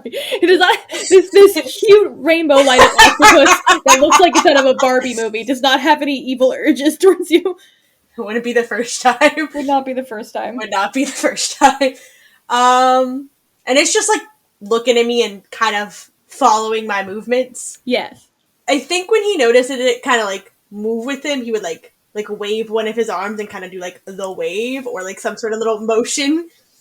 And it would it would mirror it. It would mirror it perfectly. Yeah, he's gonna do this for a little bit and see like how into mimicking him it's gonna be. And then yeah, like you do a little dance yeah, no, exactly. from like a David Bowie music video, and then like and the thing like responds and does the same dance. Yeah, I think when it like copies him, he's like, okay, this thing ain't that bad. I think he'd then be like he would speak. It'd be like, what are you? Oh my god. My name is Bowie. What is your name? And it just blinks back in response. Like out of sync, like one eye blinks and then the other blinks. I'm gonna go out on a limb here, dude. You're not from these woods, are you? And in response, the little creature, it crawls off the half of the orb and starts crawling towards your foot. Oh no, he's like crab walking himself out of this crater. He is keeping at least a foot's distance between him. It is 100% following. Oh, he keeps moving back, I think, until like he runs into a tree. And when your back is pressed up against that tree, you are there on the ground, and the creature is like only a few inches in front of your foot. And you realize, like, when it's that close, you kind of realize how small it is. It is probably like the size of an apple. Oh, I think like he kind of like nudge it away, or no, I don't, because he watched it absorb that stick. I don't know if he'd want to touch it. I think is there like another object around me on this forest floor I could like lightly throw at it or poke it with? Do you want to poke it with another stick? Sure, if I get another stick I can reach out, I'd love to poke it with another stick. Yeah, poke the little guy with a stick. I poke him with a stick. The stick does not absorb into him this time. It kind of like just taps him the way any other stick would tap any other little guy. I think he just kind of like keep looking at it and like kind of work his way to his feet and like really realize how minuscule this thing is. As you stand up, it crawls onto your foot. It is now it is now sitting on your shoe. Oh no! It is latched on. You would do one of those like little like when you kind of like step in dog poop and you like, it's like jiggling like jelly when you try to shake it off your shoe, but it's not coming off. Yeah, he goes at that for a little bit and like gradually does it with a little bit more force, but I think when he kind of realizes it's not going anywhere and it's not absorbing him, he kind of chills out, but he is like staring, he is keeping an eye on that thing. And it's just chilling, it's just looking up at you, it blinks out of sync again. And I think he'd be like, what are you? It starts to crawl up your leg. Oh god, I hate this. I think he would kind of like start like kind of like wiping at his pant leg to like be like, whoa man, whoa. It grabs onto your hand when you try to wipe your leg. Now it is on your hand. Oh, it's on. It is freezing cold. Oh, like it is freezing cold, and it is literally like if you were to stick your hand in freezing cold Jell-O. Ew. But with like a grip, like it has a firm grip. I think at that point, like Bowie would kind of like raise it to the moon and get like a good look at it, but like keep it very far away from his face, but like kind of like raise it up. And you see when you hold it up to the light, you see it's mostly transparent. Ooh. You can see through it, which means you can also see its eyeballs floating in there and the remnants of the stick. You got a blob moment going on over here. And if I'm like shaking my hand a little bit, it's not coming off. Nah, he is latched on. He'd be like, can you let go? Do you know? Can you understand me? It blinks at you. I'm gonna take that as a solid no. Unless you're choosing not to understand. It jumps on your face. Oh god, he is like freaking out. He is like trying to shove it off his face and like probably like runs into the fucking tree behind him and is like trying to peel this thing off his face. Oh, okay. He is not having a good time. He is like shouting and yelling and making a lot of noise. Is he opening his mouth to scream or anything? Oh, is it like right over his mouth? It is on his face. Where is he opening his mouth? It's the size of an apple. Is he opening his mouth? Not if it's like on his mouth, but if it's like in like the eye nose vicinity, yes. If not, he's doing one of those like things. You suddenly feel a little tendril thing going up your nose. Oh, he's freaking out even more when something goes up his fucking nose. Heard. You are going to roll for which one do I want to make you roll for? Fuck it. Roll for tough to get this thing off your face. Okay, that's not bad. 11. Oh yeah, you fling that thing off. In fact, you throw it all the way across the clearing and it slams into an opposite tree. Oh no! You have slammed that guy far away. But you notice a bit of it is still stuck up in your nose. Everything smells like sulfur and metal. Like it's such a gross, kind of unearthly smell. And you can taste it. You can taste it in your mouth and in the back of your throat. And it's gross and it's not good. But then, while you're realizing how disgusting everything smells and tastes, and you're just like having a real bad time because your face is a little sticky and it's not really the move. You look across the clearing at the little guy, and you can like suddenly process, like you feel that he's scared. Whoa. Is it like I'm feeling what he's feeling kind of moment, or is it like I am understanding his body language kind of moment? You feel it. Oh my god, I'm an empath. I'm dying. I think like instantly, because I don't think he would understand that it's that thing that's feeling scared. I think he like gets that overwhelming like scare sensation and like kind of chills out because he's like, am I scared? And he's like, no. I mean, yeah, but like, no. And then like I think that's when he'll like look at it and kind of process like, is this you? And he'd kind of like walk back to like where he slung the thing up against another tree. And it's like shaking a bit. Oh. He's scared. My empathy. I sense that the thing is scared. Jesus Christ. Okay. I think he would kind of like off like very begrudgingly and hesitantly kind of like offer his like the palm of his hand back out. And the little thing hesitates, and you tell he's nervous, but then he kind of slowly makes his way onto your hand, and he grips on just as tightly as before. But yeah, he's chilling on your hand now. I'm gonna look at it and be like, can you talk to me now? Do you understand me now? And you catch the vibe that he does understand you. Oh, fuck yeah! Everything still tastes horrible and gross, and you cannot breathe out of one nostril. Oh. I feel like every once in a while he's doing that thing, like, you know, when you laugh and you got soda in your mouth, and like you get a little bit in your nose, and like you've got to do like the little thing and like rub it in your nose. I feel like every once in a while he's doing that. Yeah, no, heard.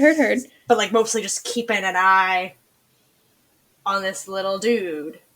So what are you? And you catch the vibe that while he doesn't really know how to answer your question of what is he, you know that he's not familiar at all with what you are, and he has no idea where he is. Do you know how to get back to not here? You see his eyeballs move through his blob to pop out on the other side of his body. No. And he is looking at the cracked orb. Is that like your egg sac? He does not know what you mean by egg sac. Is that like your home? It is not his home, but it is a way that he would be able to get home. Can I like glue it back together? I feel like that question doesn't even warrant a response from the creature. You know the answer to that, I feel like, deep down. What's he do if I like go to pick up the orb? He gets sad because the orb's broken. I'll like collect the pieces of the orb. It's like split into 2 pieces.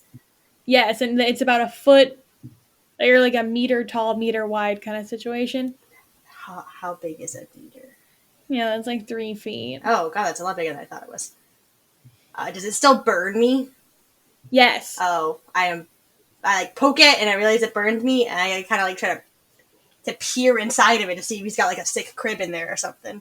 Nah, just empty. It's just like a big orb. Just empty. It looks like almost like it was like a shell situation. Okay. And you when you're looking at it super close, you catch the vibe through the little guy that it's not really a spacecraft. It's more of like a FedEx box. And that this guy was going somewhere, and that something interrupted his little journey. Do you need to get back in the orb and go home? He can't give you specifics because you kind of catch the vibe. He doesn't know, but his spacecraft is definitely not usable. But you have a little guy now. You got a little guy. And you can feel his feelings. Can I name him? Do you want to name him? I want to name him. Oh my god, name him. What do you want to name him? His name is Ziggy Stardust. I knew it! Yes! Oh, finally! Oh, that's beautiful. Yes! Okay, his name is Ziggy Stardust. Fabulous. So you got Ziggy. Fuck yes. What are you going to do now? You have a little guy, and he can't get back home. What are you going to do with him? I kind of like look at him and I'm like, guess you're hanging out with me, and if we don't have to take that thing back, you I guess you can stick with me because you're very small and I'm pretty sure you'll fit in my pockets. He doesn't know what a pocket is, but he is down to not leave your side for the foreseeable future. Cool. I kind of like motion him towards my pocket. And you notice the pocket of your jacket's getting a little wet. Oh. It's a little sticky. It's a little sticky. Is it glowing? Is my pocket glowing? Your pocket's glowing. I'm like, hey, can you turn that off? He changes colors a few times trying to see if that helps. So here's the thing. I don't think I can convince everyone that I'm just got back from a sick rave. And that is why my pockets are glowing and flashing. He does not understand what a rave is. I'll show this little dude what a rave is. If I like cover him in more things, like if I like roll up my hoodie, do I notice like it's a lot easier to cover him up? Yes. I think do I have my bag with me? Would I have gone? I don't know if I would have taken my bag with me. I think I just got like my hoodie. So you just shove him in like you just roll him up in like the hoodie pocket or something? Yeah, like I probably take my hoodie off and kind of like wrap him up and like ball my hoodie. Like maybe I like fell into a creek or something and got a little wet and I didn't want to like walk back in my wet clothes kind of vibe. No, that's a vibe. That's a vibe. Seems like a valid excuse. Done up, and I try to find my way back to the camp now. Okay, sweet. Roll a d20. Roll a goofy little d20. Do you want me to do anything to it, or just roll? Oh, that's a 6. Oh yeah, it's gonna take you a hot fucking minute to get back to the cabins. You're gonna be safe, but it's gonna be one of those things where it's like, damn, 6 a.m. already.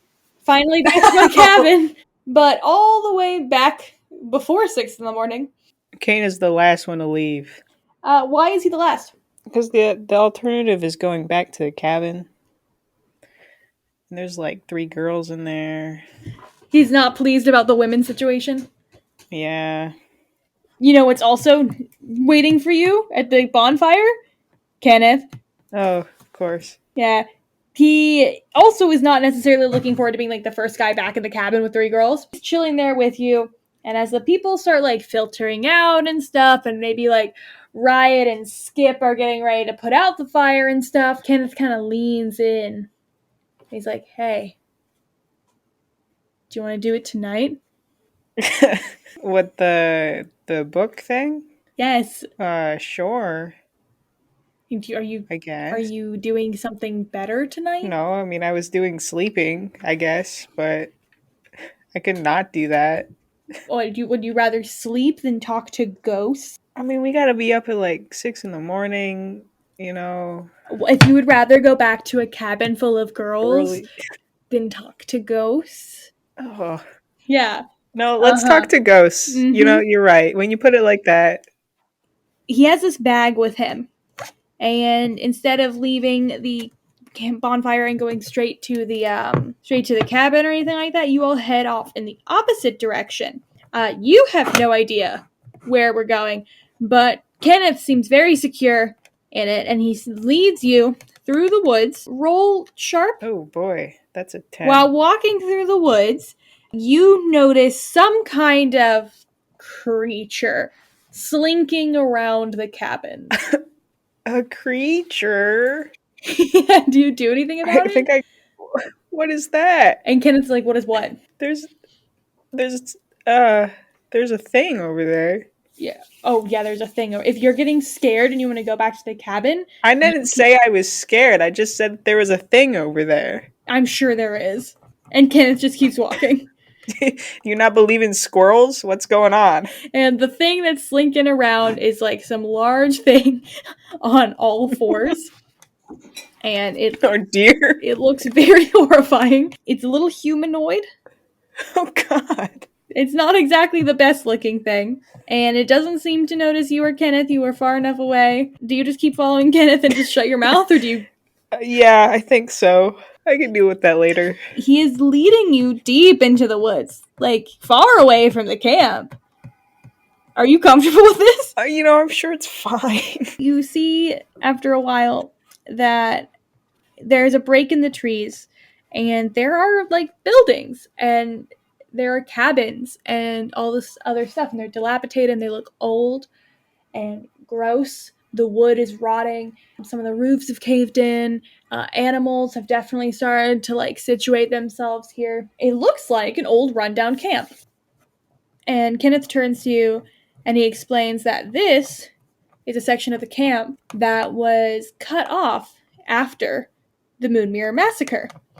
And this is like the old Moonmirror camp almost. It's completely off limits to anyone. It is private property, no trespassing kind of vibes. But he knows where it is because his dad owns the camp. So he thinks that this would be the best place to do your little quirky little seance. Oh, we're out in the middle of the woods in a place where we're not supposed to be. In the middle of the night, I just saw something freaky. I'm a little weirded out. Just gonna say it. When you all get to kind of like the middle clearing in the center of like all these buildings, Kenneth whips out his bag and he starts whipping out candles and matches, and he brings out a Ouija board, all the classics. And he's like setting up a bunch of stuff using the instructions of the book. Wow. How'd you get all this stuff? What do you mean? What? The Dollar Tree? The Dollar Tree? You could get those there? These are they're just candles. What about the Ouija board? I'm not talking about the candles. You can buy a Ouija board at any toy store. Oh. I've been looking. I couldn't find one. You've been looking for one? Yeah. I mean, well, when's your birthday? Not today. No, I mean, yeah. I would hope not. And you just keep setting up. Got anything for sharp again, just to like see what's around you? Sure. Why not? Yeah, go again. 9. Why do you keep rolling so good? Sorry. I'll roll worse. No, I think it's funny. You look off into the woods. You see a mysterious figure off in the woods. And it's just kind of like standing there watching.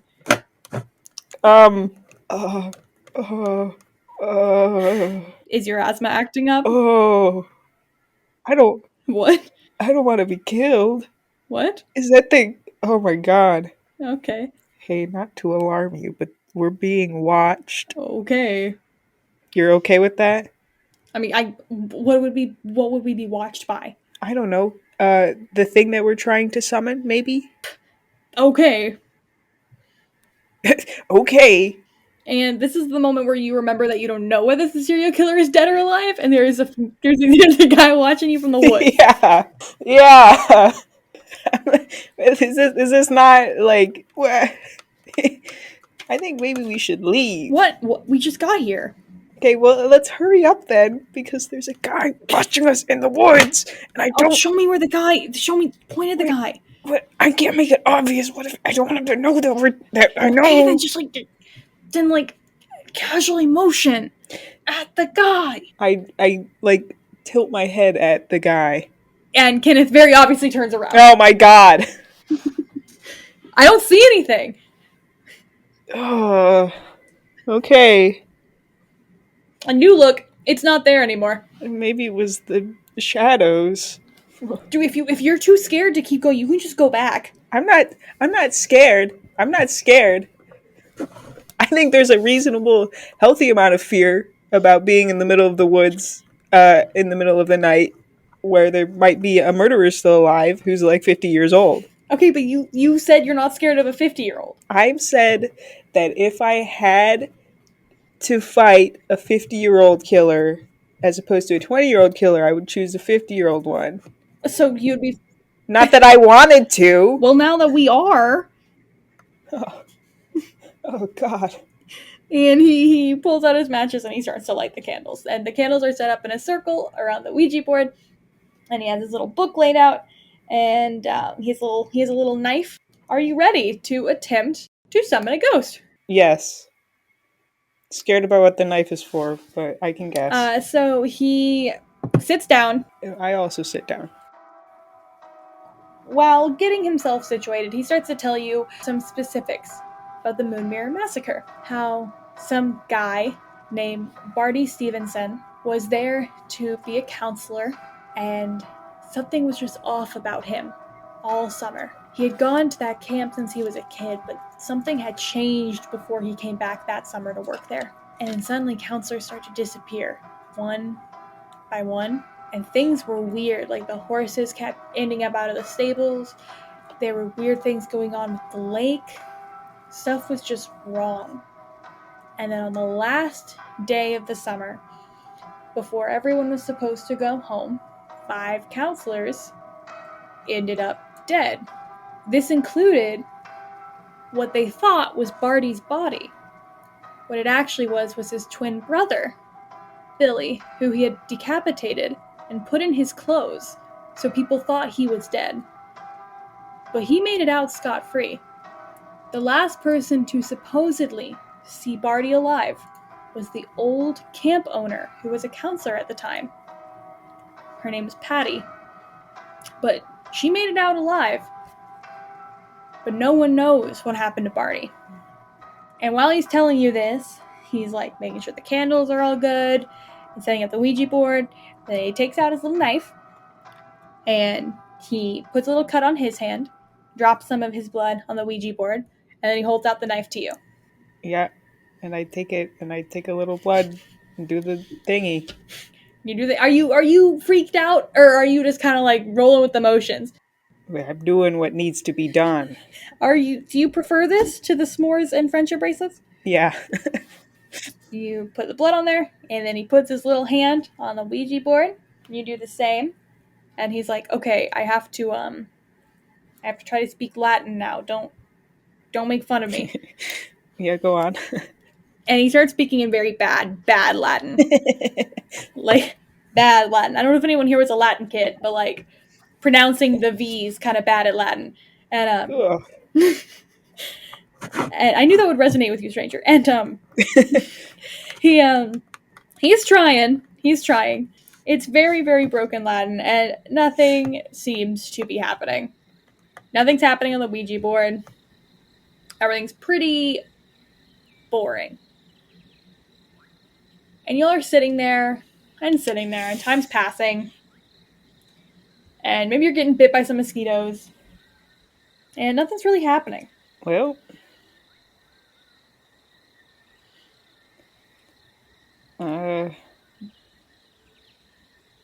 what's supposed to happen? I don't actually know. I don't know. I guess I didn't think we'd get this far. Well, I think we should leave. As soon as you say that, the little planchette on the Ouija board starts to move. Oh, God. And it's not really forming any coherent words, at least not in English. It's just kind of bouncing from letter to letter to letter to letter to letter. But while it's doing that, you start experiencing this really, like, uncomfortable feeling of really weird deja vu. Like, you're getting a weird, bad feeling about what's going on, but it's not the same as your fear. It's a separate feeling. The feeling continues as, like, the planchette keeps moving. Kenneth is obviously, he's excited, but he's also very obviously also starting to get freaked out. And the planchette keeps moving faster and faster and faster and faster. And then all the candles go out and the Ouija board breaks in half.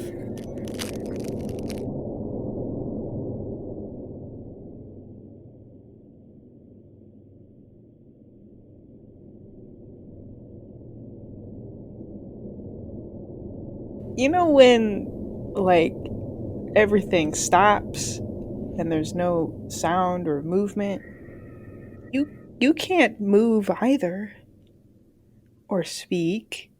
So I think I just freeze. It takes a little bit, but Kenneth eventually leans over and he's like, should we run? Yeah. No, that's a good idea. Yeah, we're running? Yeah. We're running. Okay. And he stands up and he starts to bolt it towards the woods. Me too. And while you guys are running, both of you all are suddenly tripped. You don't know where this tripping came from, but you both are like slammed down on the ground.